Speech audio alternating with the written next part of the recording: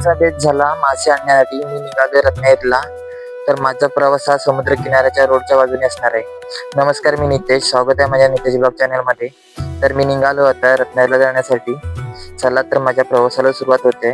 तर आज आमच्या गावातूनच मी शॉर्टकटने निघालो होतो रत्नागिरीला जायला, कारण उद्या गणपतीपुळेची यात्रा आहे. म्हणून मी आज इकडून जातोय, कारण तिकडे भरपूर गर्दी भेटेल आणि मला लेट होईल.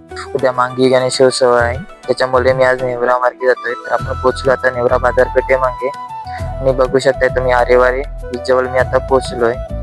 तर हा आहे आरेवारे बीच. उद्या मांगी गणेशोत्सव म्हणजेच गणपतीपुळेची यात्रा असते, त्याच्यामुळे लोकांची गर्दी खूप प्रमाणात असते. तर मी पोहोचलो आता आरेवारीच्या इथे. बघू शकता तुम्ही दोन्ही बाजूला गाड्या, आणि हा आहे साखरतळचा ब्रिज. चला तर माझा असाच प्रवास कंटिन्यू राहणार आहे. आणि आता आपण पोहोचलोय परटवणा रोड तिथे. तिथूनच आपण राईड मारून सरळ जेटीला जाणार आहे. आणि आपण आता पोहोचतोय जेटीच्या इथे. बघू शकता हे मार्केट आहे, ह्या बोटी आहेत. आम्ही थोडे मासे बोटीवर देखील घेतले.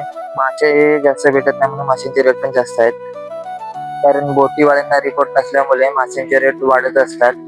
त्याच्यामुळे आज थोडे आम्ही मासे बोटीवरती आणि थोडे इथे मार्केटला घेतलेले, आणि आमचा प्रवास पुन्हा घराकडे जाण्यासाठी आम्ही निघालो. आता मी पोहोचलोय शेरे नाक्यामध्ये. तर इथे गणपतीची मिरवणूक चालू होती. गणपतीचं आगमन झालंय.